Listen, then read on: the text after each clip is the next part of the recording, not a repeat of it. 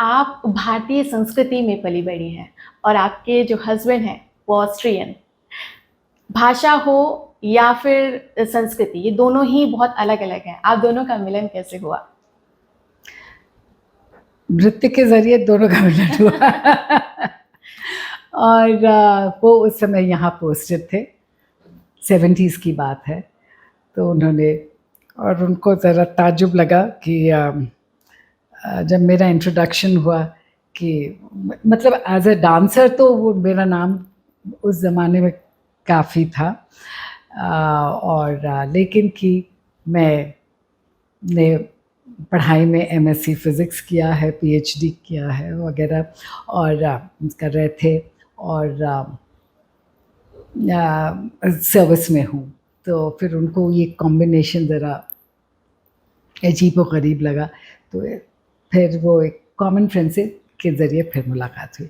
तो एनीवे, बहरहाल उस समय उनकी वापस पोस्टिंग हो गई, चले गए, और हम लोग की सिर्फ चिट्ठी ख़तो किताब होते थे, लेकिन जो कॉर्टशिप हुई थी वो लॉन्ग डिस्टेंस थी।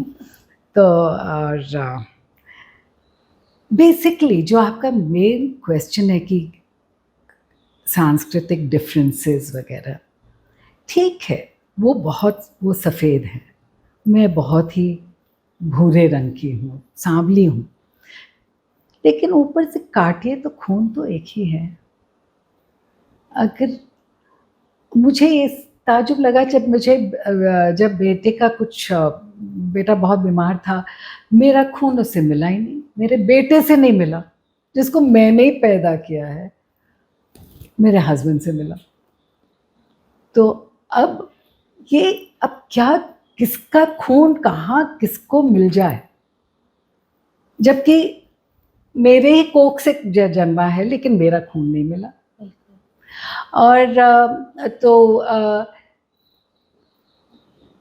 वो जो मैंने पहले भी हम लोग की बात हुई, आदर, एक दूसरे की भावनाओं को समझना, आदर करना, स्पेस समझना, सबको रिस्पेक्ट देना, वो कोई भी संस्कृति हो, हर संस्कृति में अगर आप वो ऊपरी ढांचा भूल जाएं, इंसान तो वही है, वही इंसान है, और वही एक दूसरे के प्रति अगर हम आदर करते तो सब कुछ, फिर कोई डिफरेंसेस नहीं मैटर करता है।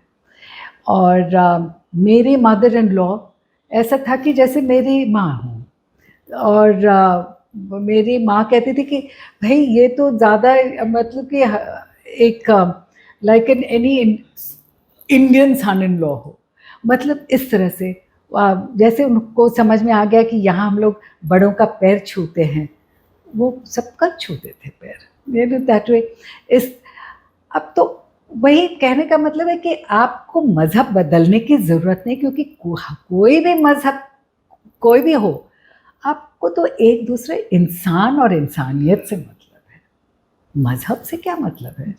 मज़हब तो इंसान का बनाया हुआ है, और हर एक मज़हब में आदर और प्यार की भावना बोलते हैं, लेकिन वैर तो हम करते हैं कि अगर कहती कि नहीं आप ऐसे डिफरेंट हैं, और वही कहते कि नहीं आप ऐसे, आपको ऐसे ही होना चाहिए, यहाँ तो इस रीजन से उस रीजन, ये इस क्षेत्र से दूसरे क्षेत्र में शादी हो तो बर्तन खनकते रहते हैं, तो वहाँ तो फिर और भी खनकेंगे। अगर आप तो बेसिकली मैंने देखा है, और मेरे हस्बैंड का भी यही मानना है कि अगर हम एक दूसरे को के प्रति प्यार हो, प्यार इन द सेंस कि लॉन्ग लास्टिंग प्यार, वो जो सचमुच एक सद्भावना के साथ, एक आदर के साथ, एक रिस्पेक्ट के साथ, एक मानवता, इंसानियत के साथ।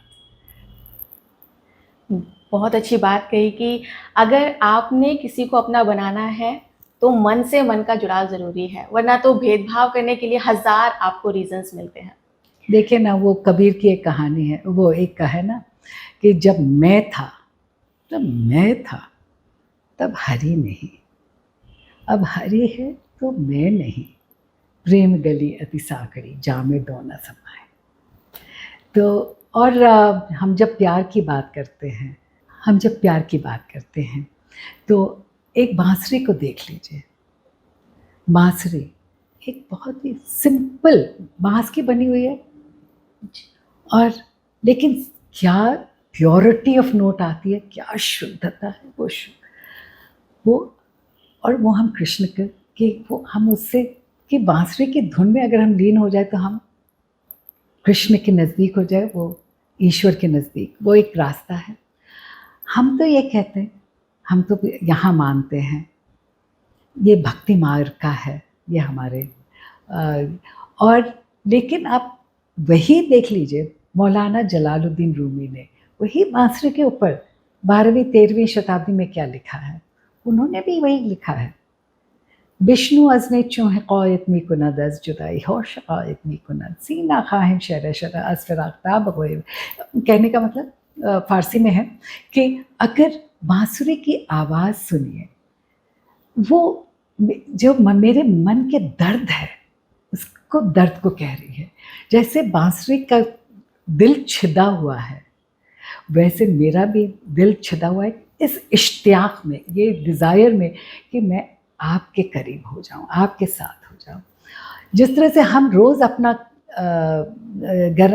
गंदे कपड़े बदलते और नहाते हैं, अपने आप को शुद्ध करते हैं, उसी तरह से बांसुरी की आवाज़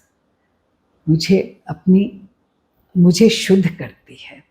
और अगर आप कह रहे हैं कि ये पागलपन है, तो ये इस तरह का पागलपन हर कोई में